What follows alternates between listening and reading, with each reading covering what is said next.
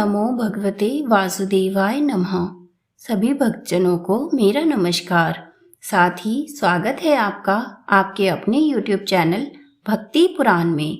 फाल्गुन माह के कृष्ण पक्ष की एकादशी को विजया एकादशी कहा जाता है। इस बार यह एकादशी 6 मार्च को मनाई जाएगी। पद्म पुराण में भगवान श्री कृष्ण ने युधिष्ठिर को बताया है कि अपने नाम के अनुसार ये बहुत ही कल्याणकारी और विजय दिलाने वाली एकादशी है। इस एकादशी के महत्व को संसार तक पहुंचाने के लिए स्वयं भगवान राम ने भी इस एकादशी का व्रत पूजन किया था। इसके बाद से विजय और मोक्ष के लिए संसारिक लोग भी इस एकादशी का व्रत करने लगे। विजया एकादशी व्रत कथा के अनुसार एक समय देवर्षि नारद ने जगत पिता ब्रह्मा जी से कहा, महाराज आप मुझसे फाल्गुन माह के कृष्ण पक्ष की एकादशी का विधान बताइए। इस एकादशी का व्रत कैसे किया जाता है, इस व्रत का क्या महत्व है और इस व्रत को सर्वप्रथम किसने किया था। जिसके बाद ब्रह्मा जी कहने लगे कि हे नारद, विजया एकादशी का व्रत सभी पापों को नाश करने वाला है। इस विजया एकादशी की विधि मैंने आज तक किसी से भी नहीं कही। यह समस्त मनुष्यों को विजय प्रदान करने वाली है। त्रेता युग में मर्यादा पुरुषोत्तम श्री रामचंद्र जी को जब 14 वर्ष का वनवास हो गया, तब वह लक्ष्मण तथा सीता जी सहित पंचवटी में निवास करने लगे।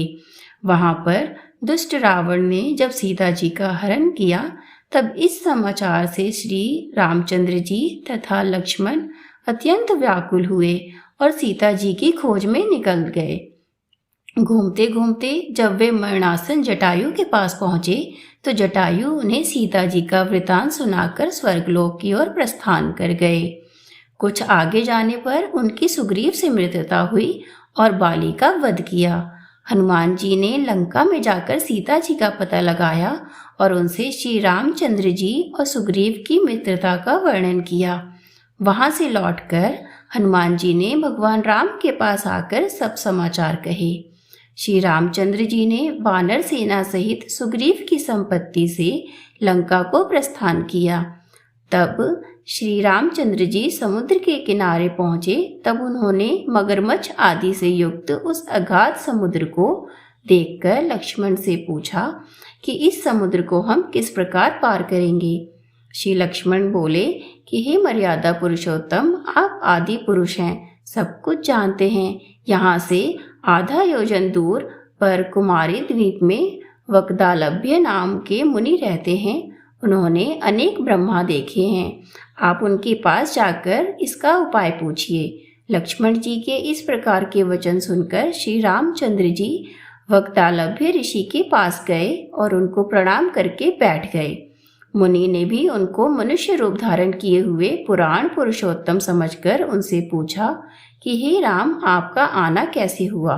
रामचंद्र जी कहने लगे कि हे ऋषि मुनि, मैं अपनी सेना सहित यहाँ आया हूँ और राक्षसों को जीतने के लिए लंका जा रहा हूँ। आप कृपा करके समुद्र पार करने का कोई उपाय बतलाइए, मैं इसी कारण आपके पास आया हूँ। वक्दालभ्य ऋषि बोले कि हे राम, फाल्गुन माह के कृष्ण पक्ष की एकादशी का उत्तम व्रत करने से निश्चय ही आपकी विजय होगी। साथ ही आप समुद्र भी अवश्य पार कर सकेंगे। इस व्रत की विधि ये है कि दशमी के दिन स्वर्ण, चांदी, तांबे या मिट्टी का एक घड़ा बनाएं। उस घड़े को जल से भरकर तथा 5 पल्लव रख वेदिका पर स्थापित करें। उस घड़े के नीचे 7 अनाज और ऊपर जौ रखें। उस पर श्री नारायण भगवान की स्वर्ण की मूर्ति स्थापित करें।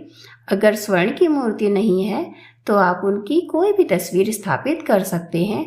एकादशी के दिन स्नान आदि से निर्वत होकर धूप, दीप, नैवेद्य, नारियल आदि से भगवान की पूजा करें।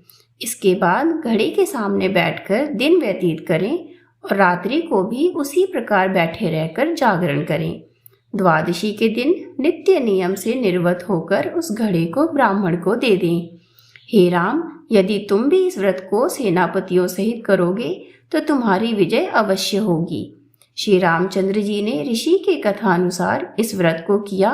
इसके प्रभाव से उन्होंने लंकापति रावण को युद्ध में हराकर लंका पर विजय प्राप्त की।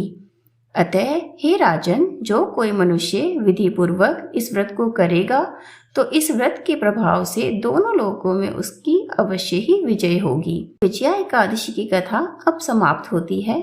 अगर आपको मेरे द्वारा सुनाई गई कथा पसंद आई हो तो वीडियो को लाइक और चैनल को सब्सक्राइब जरूर करें।